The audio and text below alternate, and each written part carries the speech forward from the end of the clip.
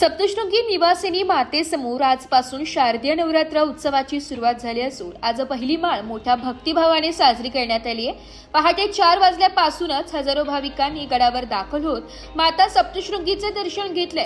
जय जयकाराच्या घोषात संपूर्ण गड परिसर भक्तिभावाने दुमदुमून गेला। सकाळपासूनच दर्शनासाठी भाविकांच्या लांबच लांब रांगा लागल्या होत्या। सप्तशृंगी गडाचे धार्मिक आणि ऐतिहासिक महत्त्व लक्षात घेता नवरात्रात येथे देशभरातून भाविक दर्शनासाठी येतात। यावेळी व्यवस्थापक शशिकांत बेनकुळे यांनी पत्रकारांशी बोलताना माहिती दिली की नवरात्र उत्सवाच्या 10 दिवसात विविध धार्मिक कार्यक्रमांचे आयोजन करण्यात येणार आहे। यात दररोज देवीची महालक्ष्मी पूजा, अष्टमीची पालखी सोहळा, हवन, देवीच्या शृंगार आरत्या, भजन कीर्तन कार्यक्रम तसेच 9व्या दिवशी विशेष महाआरती व हवन विधी होणार आहे। गडावर आलेल्या भाविकांच्या सोयीसाठी सुरक्षा व्यवस्था, पिण्याच्या पाण्याची सोय, वैद्यकीय सुविधा, वाहतूक नियंत्रण आदी बाबींवर विशेष लक्ष देण्यात आले।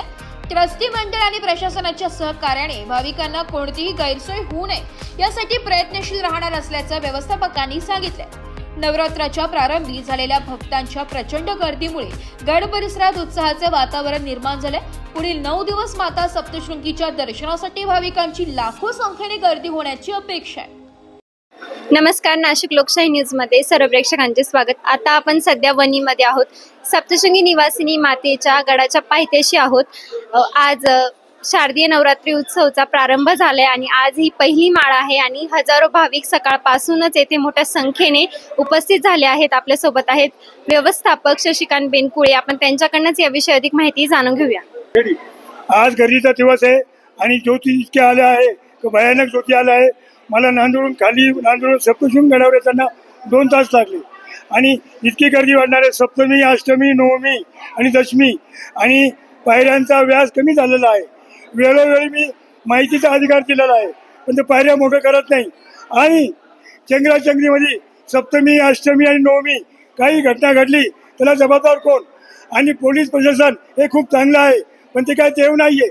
ते किती काम करणार तरी विशेषतांनी या गोष्टीकडे लक्ष घालावे।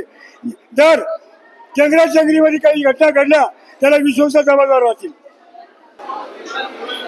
त्याचबरोबर सर, आता तुम्ही 10 दिवसांच्या शारदीय नवरात्र उत्सव मध्ये कोणकोणत्या कार्यक्रमांचा प्रारंभ करणार आहात आणि त्यासाठी भाविकांना कोणता लाभ होईल? भाविकांसाठी प्यायला पाणी नाहीये तर पार्किंगच्या ठिकाणी एक ग्रामपंचायत मार्फत 5-7 टँकर पाहिजे।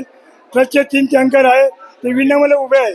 ते टँकर पाण्याचे नळ लावून भाविक भक्तांना पिण्याच्या पाण्यासाठी व हातपाय धुण्यासाठी टँकर होण्याची गरज आहे। कारण का लाखो लोक येतात, अंबामाई की जय, परसंबाला की जय अशी गर्जना देतात पण त्या भाविकांकडे कोणी लक्ष देत नाही।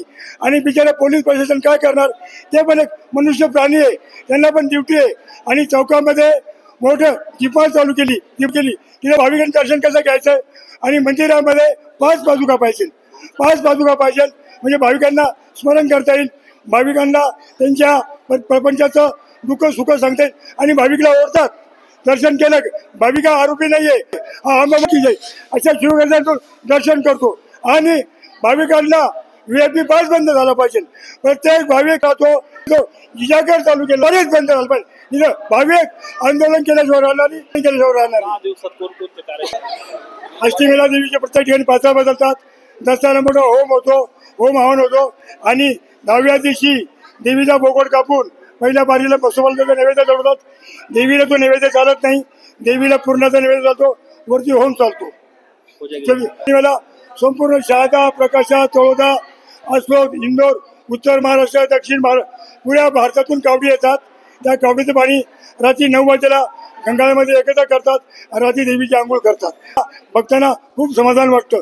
भक्तांच्या पायाला फोड येतात म्हणजे म्हणतात अंबाबाई की जय, परसंबाला की जय अशा गर्जना देतात। त्याचबरोबर आता आपल्या सोबत होते सप्तशृंगी निवासिनी मातेचे व्यवस्थापक शशिकांत बेनकुळे। आपण त्यांच्याकडनं सर्व माहिती जाणून घेतली की 10 दिवस कोणकोणते कार्यक्रम येथे आयोजित होणार आहेत आणि त्याचबरोबर हवन कोणत्या दिवशी असणार आहे। तर त्यांनी आपल्याला जी माहिती दिली त्याबद्दल नाशिक लोकशाही न्यूज तर्फे मी त्यांचे धन्यवाद करते। ब्युरो रिपोर्ट, नाशिक लोकशाही न्यूज, नाशिक।